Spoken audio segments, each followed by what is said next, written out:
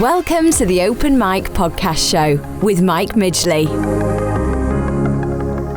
Hey, and welcome to the Open Mic Podcast. On today's episode, I'm excited to be covering the topic of mindful leadership.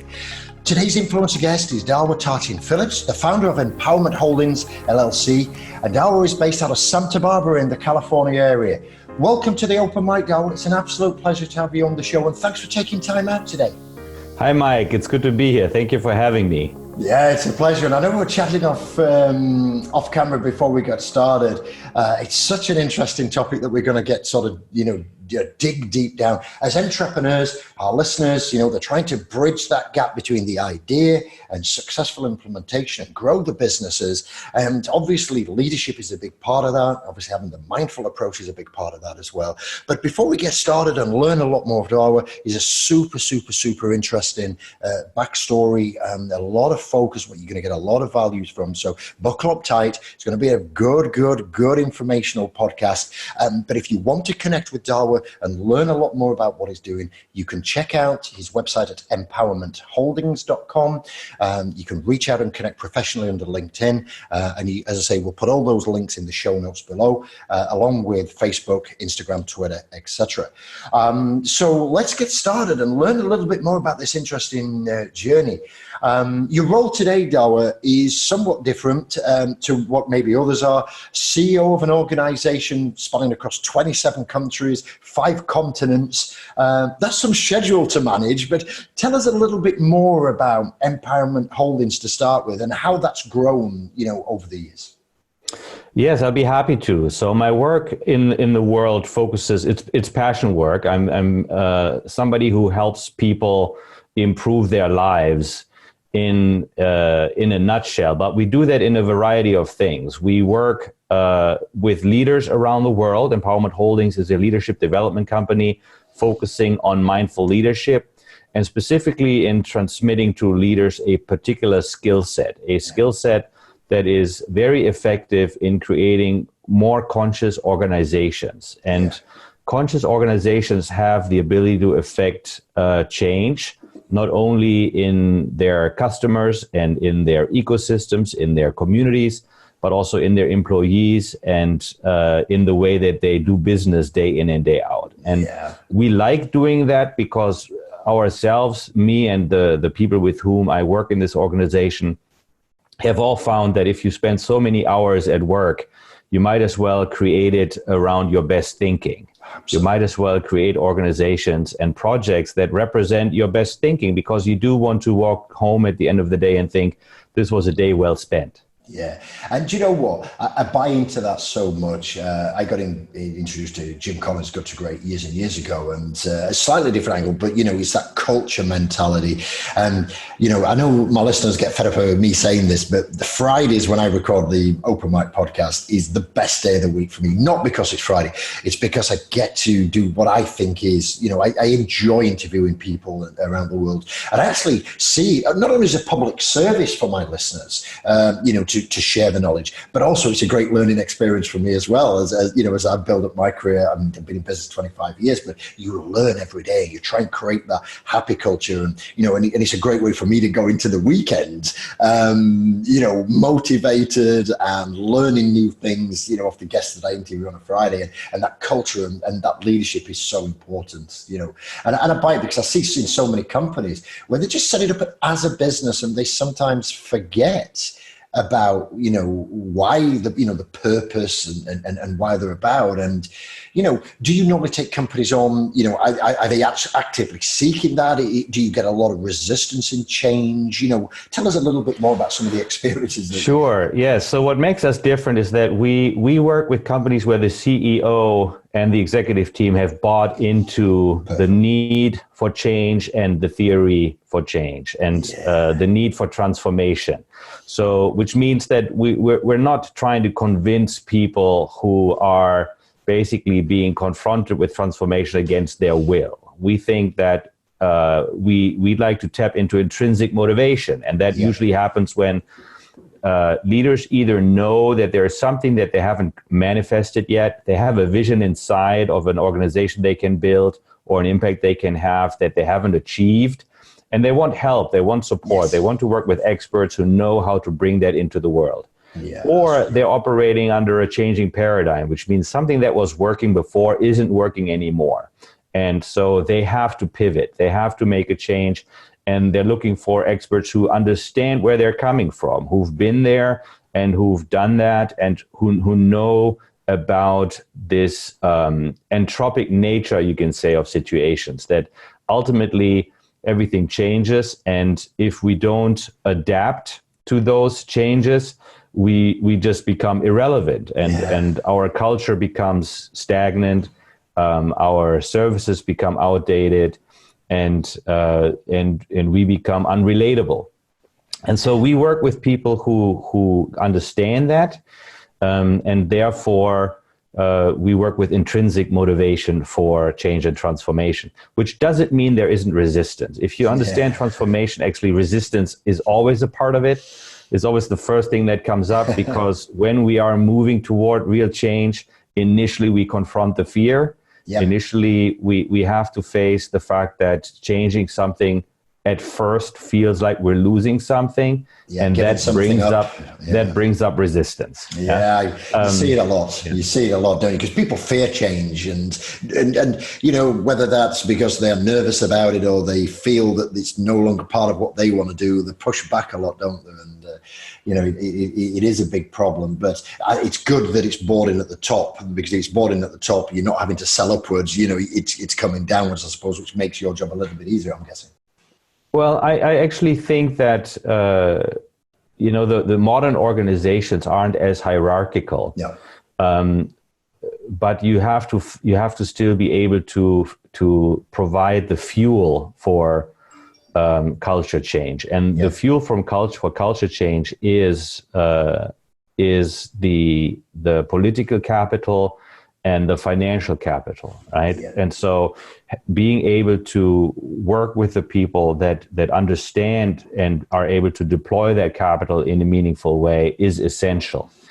Without influence and without resources, you can't run these kinds of programs that we are working on, which takes, at times can take anywhere from 6 months to 4 years. However, that said, the strength of an organization are the people. And so you can sabotage an organization with just one person, and you can transform an organization with one person. And so we don't make a difference whether that person sits in the corner office or distributes the mail, right? We look at where exactly is the light on, where exactly is consciousness at work, and how can we fuel that? Because as we fuel that and that fire of awareness begins to grow, and that spirit of real enthusiasm and empowerment begins to satiate, begins to spread in an organization, what we actually recognizing is that it creates somewhat of an ecosystem effect, or it creates a field, you can say, in which transformation becomes increasingly normal and increasingly easier, and also more acceptable, right? And so for that reason, we do see the organization as a whole. We know we can't succeed only with the leadership level, and we can't succeed only if we have HR on board. It is literally that you have to integrate people. Yeah, I get it. And those sort of statements there, you know, where it's easy and it's acceptable, that's going to drive motivation, and people can get on board, and it works. Now, I'm interested to learn a little bit more for the listeners. Dawa's background and the journey he's been on personally.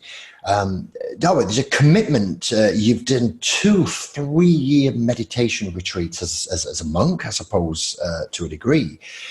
Tell us about the motivations that drove you to sort of undertake these retreats. And I'm sure there were so many things that come out of it and helps you today, and you are the person you are today of that, but it's not something that maybe a normal person would go through. And you define normal, I suppose, is maybe the wrong way, but what I say a traditional business person would go through. What drove you to do it? What came out of it? And tell us more. I'm so excited to hear more about that. Yes, so I lived for 12 years in a monastery and spent 10 years as a monk and 7 years in meditation retreat. And the reason for it really was that was twofold. One, I had open questions that I felt I wanted to answer, and it needed my own commitment to answer those questions. And they had to do with my own sense of belonging, my own sense of place in the world. Where did I come from? Where was I going? Why was I here? Who was I? And why was that important? If it was important, or if there was any significance to this, what was that significance? And so I realized that those questions would only be answered if I valued the answers and if I gave them some kind of a attention and focused attention for some time. That was one reason. And I was fortunate enough that actually also was part of what I found there. I did find answers to those questions. Amazing. The other thing, though, had to do with leadership. And it had to do with the fact that as a leader and as someone also who cherishes leadership and who's inspired by leadership, the question that always arises is, where are you leading people to? Right? If you earn the right to lead, or you have the influence to lead, where are you leading people to? And what is that destination? And is that destination something you understand? Or is it hope leadership, where you hope that where you lead people to is actually going to meet their needs? And in the end, it's just disappointment. I think we have a lot of leadership in the world that is circular, which means people end up right where they started, having wasted 20 years of their life. And that is not what I wanted to engage in, but that also required that I became a bit more clear about where it is I was leading people to and why. And so that was something, again, I needed to spend some time on. It's amazing. It's amazing. What, I mean, you talked about, you've got questions, you talked about you need answers, you talked about having that, commitment to make that happen. I mentioned earlier, it's maybe, from a traditional business perspective, incomprehensible, you go away, you're just basically changing your life all around. When you found the answers and when you was, sort of coming out, was it a pre-agreed time that you would go for 3 years, or was it an open-ended agreement? And I suppose the obvious question is, what made you go back? Did you sort of come out the first time and maybe wasn't fully fulfilled, or did circumstances in the world change where you thought you needed to go back?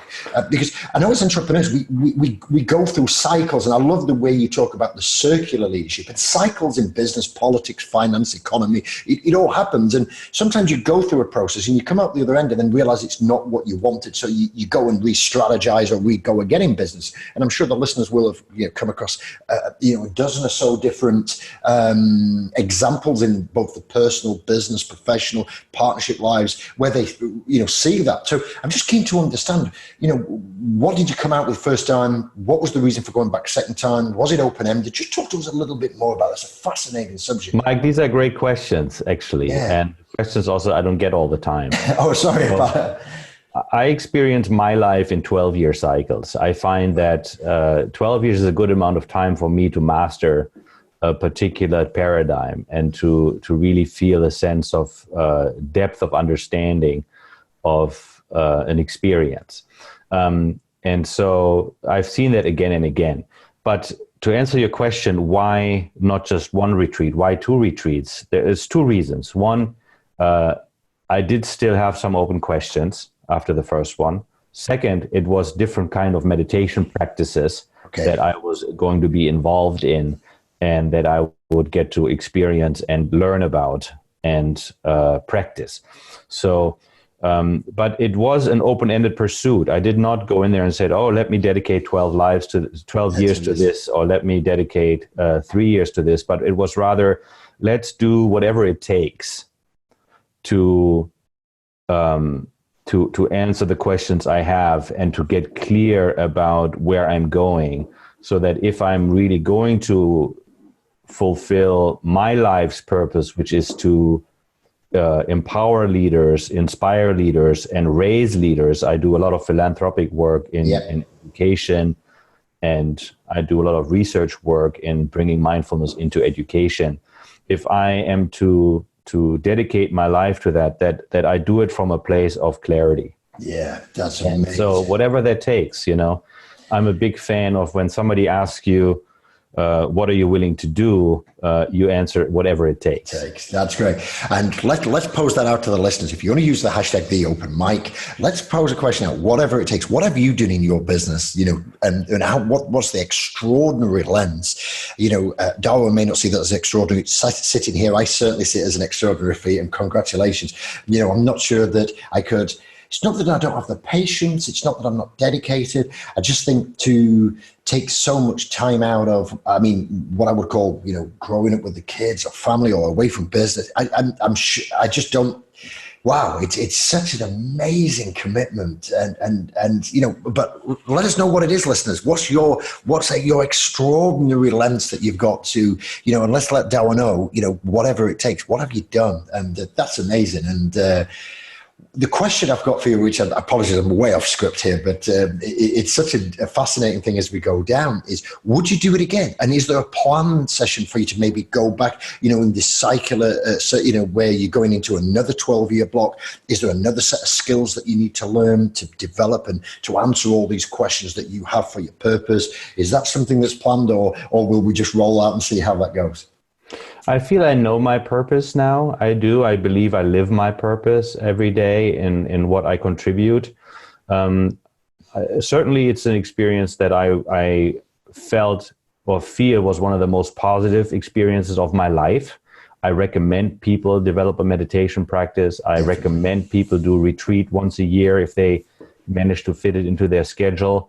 And if they don't, that they try to rework their schedule to find some time for introspection and stillness, and also to access the cognitive and emotional and behavioral benefits that have been proven to come from mindfulness practice. Over the last 28 years, more than 6,500 peer-reviewed studies have been published on the benefits of mindfulness and the impact on these areas of our lives, from physiology to cognition to emotional regulation to behavior and habit change, are very, very well documented. And so to live in the 21st century and to know that this understanding and these practices exist and have been validated, and to not access them for oneself or for one's loved ones is a great oversight, because many generations before us lived in a time when that knowledge didn't exist, or it wasn't that easily available. Yeah. We know how a person can find happiness, and yet we have the highest rates of depression in the United States and in Western civilization. So our level of progress on a technological front has not yet been matched to our ability to distribute the knowledge and the tools that we have about how people actually develop happy and fulfilling lives. Yeah, interesting. So I would do it all over again, for sure. Amazing. And thank you for sharing that with us. It's really appreciated. And I suppose it segues nice into, as an author, you contribute to major publications, universities, things like that. As the specialist subject of mindful leadership, what has been the major changes that's maybe happened, over the recent times? And what, I don't want to sort of put you on the spot too much, but what do you think the predictions are for how those may change, as we, obviously, as the internet becomes more powerful, blockchain is coming in, the information that we have, the way leadership is developing with teams and relationships. What do you think what do you see as being the major changes? And also, what are your predictions? And I don't know if that prediction is for the next 12 months or the next 10 years, but I'd love to just get an insight from you. For people sat there maybe studying leadership, we have a lot of students who tune in, to listen to guest influencers who are maybe studying stuff like this and specialist subjects. Give us a sort of rewind on what's changed recently, if anything, and what your predictions are for the future. Okay, first I'd say there are three big myths that a lot of people are still operating under. Yeah. One myth is that you can stay as you are. And the truth is that is no longer actually an option. You have to be adaptive, because the rate of change is increasing and is not going to slow down. 3 weeks ago, the quantum computing has been successfully tested. And so that they showed that they can do calculations that would take the best computer in the world 10,000 years in 200 seconds, right? And so the level of computing power that we are beginning to be exposed to is, again, going to radically change the way that things transform. And so our ability to transform, our ability to adapt, our ability to learn in real time and to be open and comfortable with being a learning, growing, adapting organism is an essential skill set for everyone to learn. Yeah. The second myth is that knowledge is power. Yeah. Actually, that is a myth as well, because people have more access to knowledge on their phone than any one of us can consume in a lifetime. So it's really about selecting and implementing. So practical execution, isn't it? And exactly. Napoleon Hill talked about that in Think and Grow Rich, about, knowledge is power, because there's no such thing. Without practical execution, you've got to get it done, haven't you? And things like that. So I'm assuming that's the sort of line you're going down here. Correct. Execution is power. And then the third myth is that the future will be better. Yeah. And that is because the paradigm that is coming has nothing to do with arriving in the future, but it has to do with recognizing that the new frontier is the present moment.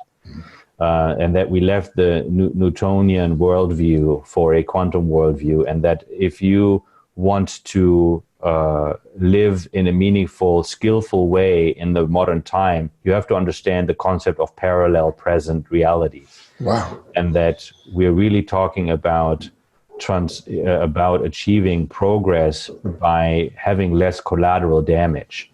We're living now through one of the major crises of humanity because of our pursuit of a better future. Yeah. And the many collateral side effects, unwanted side effects that are the result of such an approach. And so what we are developing and where we need to go is to understand that our stewardship of the present is what will result in the future that we will encounter, and that we need to reduce the unconscious collateral outcomes. Yeah. So operating from those shifts in paradigm and understanding the last 150 years of research and leadership, we arrive at what we call mindful leadership, which is a leadership of a person that understands what they have influence and can exercise control over, and that understand that the only place where that exercise of influence and control is possible is the present moment. Yeah, that's amazing. And do you know what? It's when you bring it down, I was listening there intensively, and you talked about the pursuit of a better future. You know, how we've developed the motor car, and that's obviously contributed to greenhouse gases and CO2 and climate change, and the desire to travel, and of course air, and all this plastic and all these issues that arise.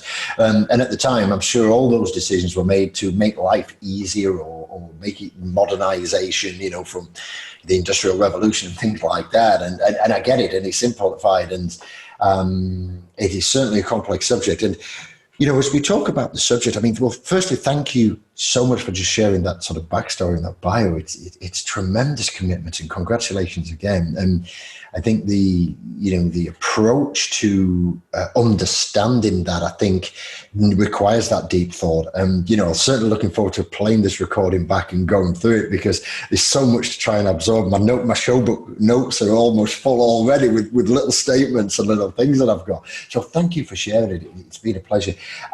As we move forward to mindful leadership, we talk about consciousness. Where are most leaders at generalized terms, and how do they increase consciousness? Because, the listeners will be saying, hey, Mike, I know what's going on my business. I know where I'm going. And, what does mindful leadership have to do with that? But if we bring it back down to that consciousness point of view, what are the key points around that the entrepreneurs, the listeners could sort of take out of that to maybe become more conscious? Yes.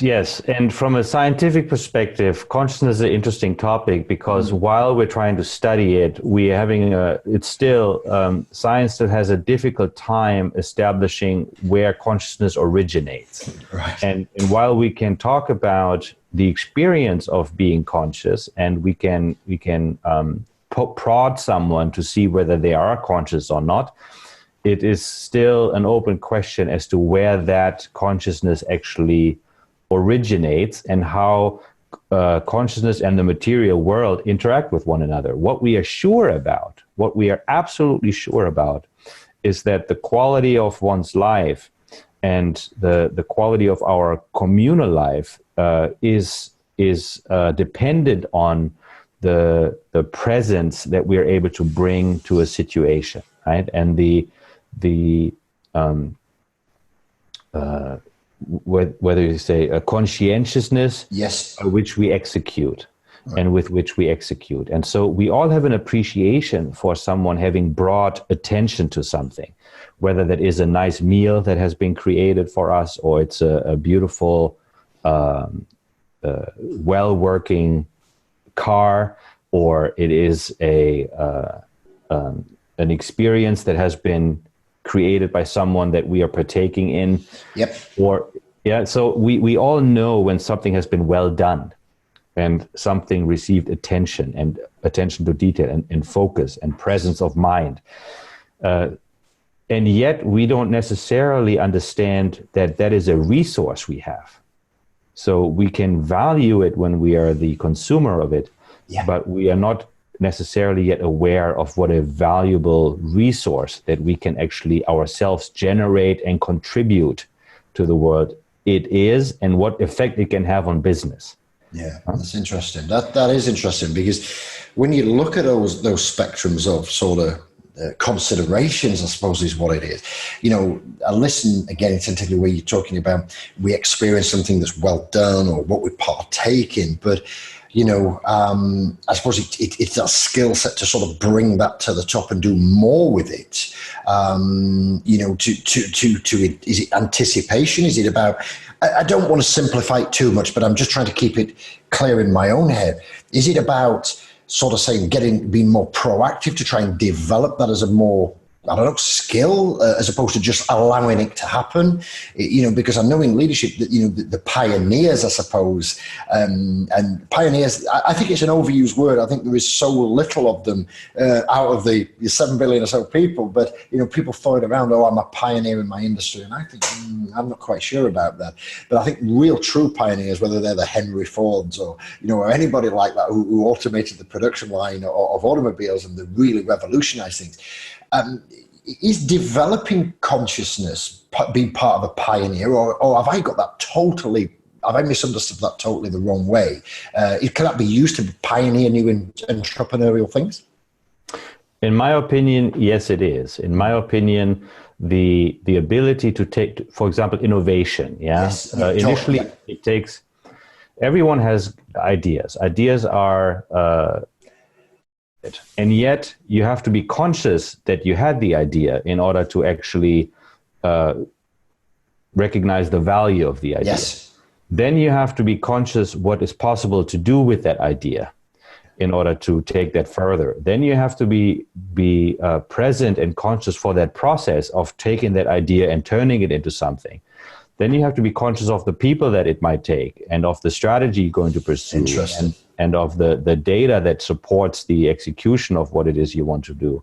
And so consciousness is required all the way from the initial moment when you have the idea to the fully unfolded result of when you live in the presence of the full accomplishment of that initial idea. Yeah. And it is literally a journey of consciousness to take something from an idea into the full actualization of that idea as a shared experience in the world that you can offer others. Yeah, and I love how you break it down. You've got to be conscious of the idea, conscious to what to do with it, conscious about the people needed, the resources. It's a great way to listen. And, you know, if you're looking to develop innovation in your business, whether that's new market entrance, product market fit, you're trying to bring something totally new, you know, there's so many working pieces to eventually become an augmented solution that really rolls. And that's amazing advice. I really appreciate you simplifying that down and breaking it down into a process. That certainly resonates with me as a process type person. I can see the steps coming together. And, you know, when we move on to mindfulness, as a leader, how do you develop, how do you become more mindful as a leader? Is there some sort of strategy similar in that process, or is it a different approach? Yeah, so first to understand what we mean by mindfulness, we mean present moment attention and awareness that is non-judgmental, that is simply aware of what is occurring within oneself and around oneself. Yeah, and so we all have an untapped potential actually for this present moment mindful attention or mindful awareness. And there's different qualities that are part of that. One is we have the ability to focus that attention on something. Like I can be at dinner with my wife and I can give her my full focused attention, and it's going to be a very different experience of our dinner than if I'm at the same time wanting to check my text messages, or I am thinking of the work that's still waiting for me on my desk. Yeah. Right. So where I direct my focused attention will have a very different result. And then there is also the open awareness, or what we call open monitoring, which is that we can actually perceive more than one thing. I can be at that same dinner with my wife and I can be aware that there's an argument happening at the table next to me and that maybe my waiter had a bad day, and I can say something uplifting, right? All of those things are the result of my ability to have an open mind. Yeah, so and I think on that side as well, you know, and again, I love these examples. Thank you for sharing them in this format, because again, when we're looking as leaders in business, you know, that same example that you've just given about being maybe at the dinner table with your wife, that could be equally the boardroom with your executives. Yeah. It could equally be a middle manager. You may not be C-suite. You may be an ambitious middle manager, or you may be just a solopreneur, just trying to sort of do that. But being aware of your employees, what's important to them, what's important, you know, your customers, and things like that. So these are the strategies that can be used right at grassroots, all the way up, both in professional and personal life. And I think the world and business as a whole would sort of maybe roll a little bit smoother if everybody was a little bit more mindful and open. And like you say, I love the little statement there at the end where if the waiter's having a bad day and you're aware of it, you're mindful about it, you could sort of maybe make a positive comment, give a compliment to uplift them. And you know, I think we'd all live a more, you know, purposeful, impactful life if people were more considerate, because a lot of people are just in their own bubbles. I see that all the time. I'm sure, you know, the listeners do as well. And, you know, then occasionally we break out that, oh, is that person okay? Or is there a problem? But it seems very, you know, distant second, whereas bringing this mindfulness in, I'm assuming he's bringing it more upfront and central and making it a priority. So, and so what happens to most people is that they're living with the result of their lack of mindfulness.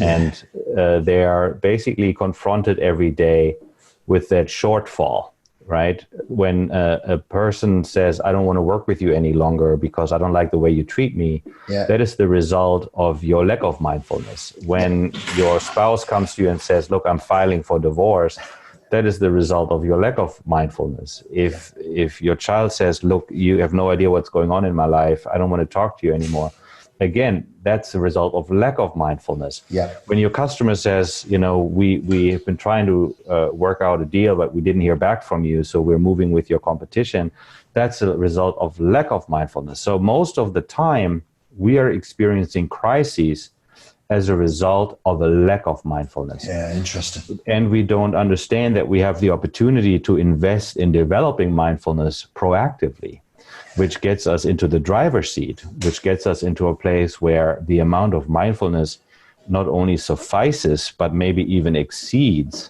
the amount of the challenge. Yeah, but that comes from practice. That comes from being deliberate about understanding the value of human attention, the value of human awareness, and investing in one's own and also one's people's opportunity to develop that so that a pool of resources is cultivated that is accessible at the moment of need. Yeah, I love it. And I suppose that's a great way to sort of move into personal transformation, about developing and making that practice. Tell us more about this process, because for, you know, the people out there, you're not just going to turn an app on and fix this overnight. Like, as Dawa said, we're going to practice. There's a process. So tell us more about personal transformation and what's involved for people to sort of start to move towards getting better at this. Yeah, so maybe to give a few things that your listeners can use practically as takeaways. One thing I would explain is the concept of the comfort zone, which is a term that most people are familiar with. And yet oftentimes they're not as familiar with what happens outside of the comfort zone and what that experience is like. So the first thing that surrounds the comfort zone is what we call the fear zone. And that is basically when you know you want something more, or you know you want something different, but in order to get there, the first thing you encounter is just terrifying, debilitating fear. Yeah. And so to know that that is part of the journey is key, and to know that that is not the end of the journey, but that is just a little sliver of territory between where you are and where you want to go. And that after that can come other areas is important. So outside of that fear zone then lies the learning zone, and outside of that learning zone lies the growth zone.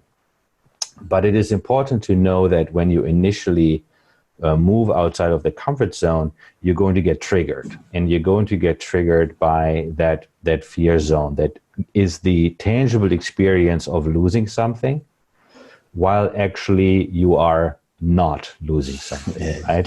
And so that is something that people need to learn how to manage. Yeah, that the identity or the ego that has built its comfort in that comfort zone is going to suggest to you that something that is actually good for you is actually bad for you. Yeah, and that is a little bit like taking medicine. Yeah, it tastes awful, but it does good work, type of thing. Yeah, or like going to the gym, right? If you ever had a trainer who makes you work out to muscle failure, everything in your system is saying, "What am I doing here?" Right? Yeah. This is so difficult and unpleasant, and yet in reality, your body is coming back and saying, "Wow, that was amazing. That was one of the best things you've done for me in years." Experienced that myself with my personal trainer, where you do so, well, we're going to do 20 of these, whatever. And then he said, one more set. And I'm going, whoa, what do you mean one more set? And then you're like, wow, you push and you go for it. But I get it. That's amazing. Fantastic. And that is also why we are big advocates of people working with transformational coaches, because there is something counterintuitive about transformation. There is something that our egoic identity initially will have some resistance against, and yet it is something that's so holistically beneficial and wholesome, and is really the birthplace of us achieving what we want to achieve in life. Brilliant. And we make a difference between real transformation and the appearance of transformation, right? And because we can all try to just have the outer, let's say, symbols of so-called transformation, and still inwardly feel trapped. Yeah. Inwardly still feel like this did not hit the spot. This actually does not really truly meet my need. And so that's why we also want to encourage you or people to not confuse the two. Like, you can glue wings on a caterpillar, but it's not going to fly. Right? There is a process of actually opening up to your potential, and getting on that journey, becoming less of a tourist in your own life and becoming more of a pilgrim in your own life, and setting out there into the next version of you, the next iteration of who you are. And it's like it's layered, isn't it? Every step in progress you take makes you stronger. And like you say, the caterpillar turns into the butterfly type of thing, and you just can't stick the wings on. So it takes a step forward.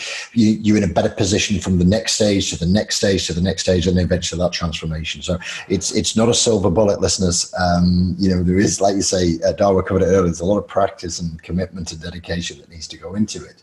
But I certainly understand that transformation, and as I'm assuming regular assessment around that and measured goals. Correct. There's the SMART goals is going to be a key play.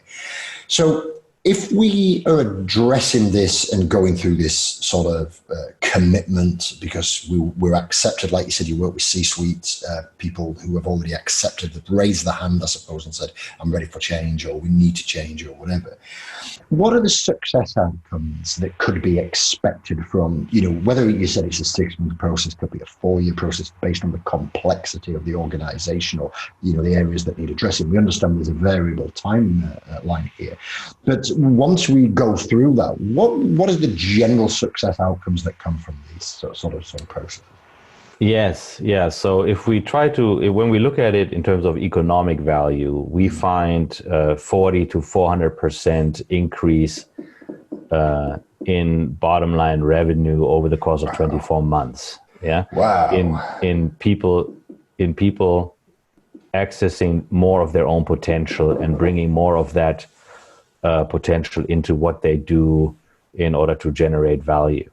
But besides that, and those are really strong numbers, and the economic benefits, of course, a positive cash flow out of it. Yeah. So and at the same time, when we look at what people oftentimes report as the most valuable thing, is the movement that they experience in the relationships that have been stuck the longest. Interesting. When a CEO and a CFO have had a conflicted relationship and never managed to really fully understand each other, or a head of HR and a CEO finally begin to recognize the way that they can fully harness the organizational potential, or a person and with a significant other in their life, or with their children. So while the economic transformation drives these initiatives in businesses, and the ability to leverage that against performance and profits and lack of turnover and all of that is the business case for why this is smart business. When you ask people what is the most valuable for you out of doing transformative work, it is rarely that they added another zero to their bank account or to their salary. It's most of the time that they feel in the driver's seat of their emotional life. And it's right. that they were able to unblock some of the significant blockages and limiting beliefs and limiting behaviors that have been letting them feel paralyzed within the challenge that they were experiencing. Yeah, and as people, they become. I don't know if the better people is the right terminology, but they're going to grow as people, as a byproduct. And it's maybe not, I don't want to discount it as being invaluable as a byproduct, but there's a great saying. I'm a big fan and I'm a student of Jim Rohn. And Jim says in a lot of his teachings, everybody should set themselves a goal to become a millionaire. Then when you achieve it, give it away. Why? Because it's the money. The money is just automatic, but it's what it makes of you to achieve that goal. And it's that side of thing. And I suppose as you go through transformational, the business gets the economic benefit, the bottom line improves. But as a team, as people, like you say, you become better people, or certainly you grow as people. And I suppose that must be really satisfying for you to see those sort of outcomes. Yeah. I don't know. I mean, you like Viktor Frankl once said, set your goal higher because then even if you don't reach it, you'll reach further. Yes. Right. And we can relate to that. And yet sometimes some of these goals are intimidating, to really be a truly awakened person. Yeah. And to try to be a more conscious husband or wife or mother or father or friend or business leader or community leader or even entrepreneur, right? That is a challenge that puts you onto a path, onto a journey. Yeah. And our expertise is that journey has been done by thousands of people before us, and it will be done by thousands of people after us. And there's no reason, absolutely no reason, that any person in the 21st century should live a disempowered existence when we know more about how this transformational journey works and how this is scalable and how this can be scaled throughout organizations than at any time in human history. Yeah, it's an opportunity there for sure. And as we wrap out on the show, Dawa, thank you so much for having such a considered and positive delivery. It's really inspiring, and it certainly gets, my brain matter's going berserk, and I interviewed a guy called Dan Tyre who was employee number 6 at HubSpot, the sales director there, and he calls it the lizard brain. And my lizard brain's going berserk just thinking of all the possibilities there. As we wrap out of the show, mindful leadership, it's a quality. How do we see that? How do we recognize it? How do we identify it? If people are saying, is my boss a mindful leader, or whatever? Is there some obviouses that we can recognize what people portray as mindful leaders? Yes, there is. I would say, let's summarize it at this. That a human being cannot control the outer environment completely, and cannot control other people's behavior either. Yeah. What a human being can learn to control, if they so desire, is how they think, what the attitude is they have, what they choose to imagine every day, how they speak to others, and what they do. Yeah. Those things all happen in the present moment, which means that if we're not present, we lose access to the few things that we can influence and we can learn how to develop control over. And so it is really to understand that the steering wheel of your life, the steering wheel of the quality of your life and the impact and results of your life lies in the present moment. And so the more you can cultivate that ability to be present, the more access you'll have over that journey, over that destiny. In addition, you can recognize a mindful leader because they are in touch with their own humanity. Yeah. They don't view humanity as a weakness. Yeah? They don't view the fact that they have emotions or that they have vulnerabilities, or that they are really on that journey with you as a weakness they need to hide or cache, but rather they see this as a way to connect and a way to work in a more honest, in a more transparent, and in an ultimately more empowered way, side by side, towards goals that we both value and want to achieve. That's fabulous. So those are things that I think will help a person recognize some of those qualities, and also maybe bring some of those qualities into their own lives and organization. That's it. And so, it's a great benchmark. And I suppose you may not call it this is my own words. It's a standard to sort of set, if you want to become better, you want to grow as a leader, become a better business person, better husband, wife, father, et cetera, mother. And it's been enthralling to hear the story. It's the detail that you've gone into has certainly, for me, opened my mind so much to just look at the little things that maybe we're not doing right or what we could do better. So thank you so much indeed for sharing that journey. And if we were to sort of just try and bring the last hour or so, just short of an hour, just the last hour down into a quick summary recap. For the entrepreneurs, it can be hard out there. Some are doing good, some are doing so bad. They're all at different cycle points, in their growth journey. What would be the 3 sort of key areas that we would just want to repeat and recap down on, so the listeners can say, right, these are the 3 things I really would like to get started on if I want to become a better mindful, leader. Yes. So there are a couple of things you have to be aware of. Yeah. One is when you think the solutions to your problems lies in the future, you have become distracted. Yeah. And you are not paying enough attention to what's already in your life now. Yeah. And how you can relate to that in a different way to achieve the changes you want to see in the world. Yeah. Number 2, when the questions in your mind starts with what if, pay attention, because what happens after what if can really influence the state you're in and how you go about things.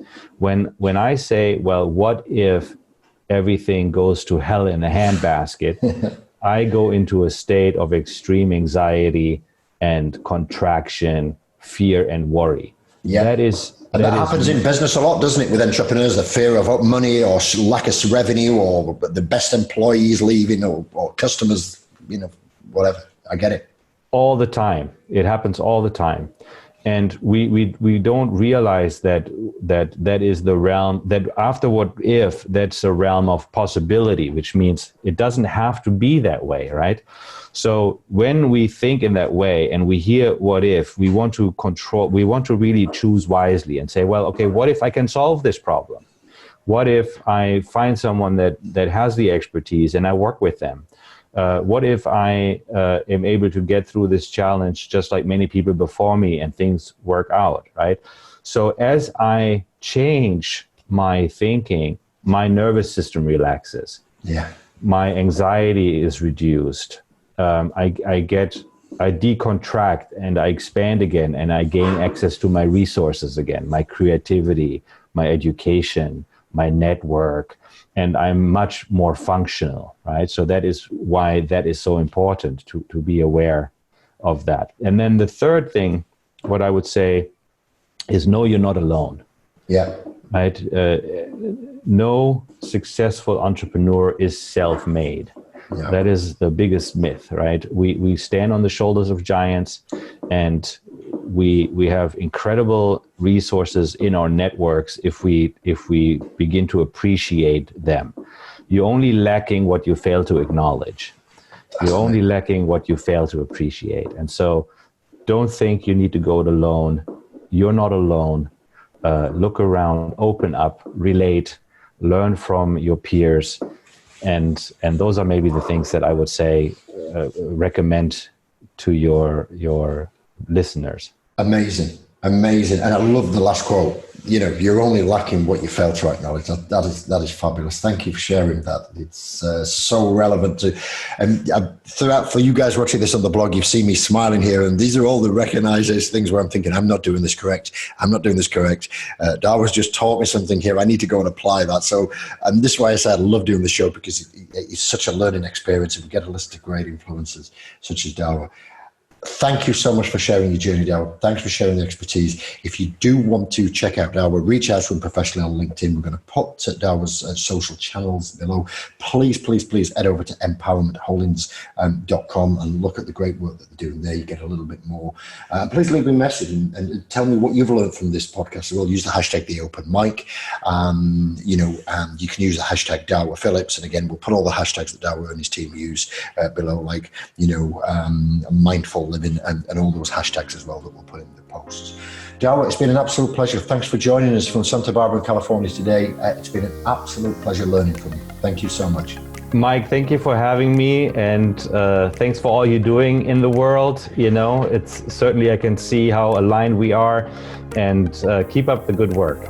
Thank you so much. We really, really appreciate your kind words. And for you as listeners, as you're wrapping out your week, as we get this podcast out and live, we appreciate you continuing your growth engine development. As always, to get in the game, go do the hustle, go make it happen. And we're going to catch up with you on another Open Mic podcast in the very near future. Take care. All the best. Goodbye.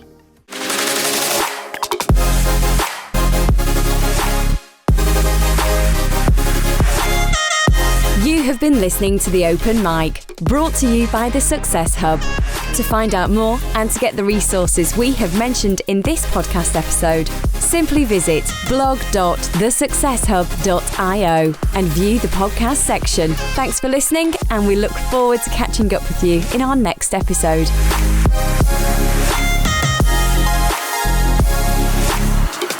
This podcast and associated materials is published under copyright to The Success Hub. All rights reserved. No reproduction of this material is permitted.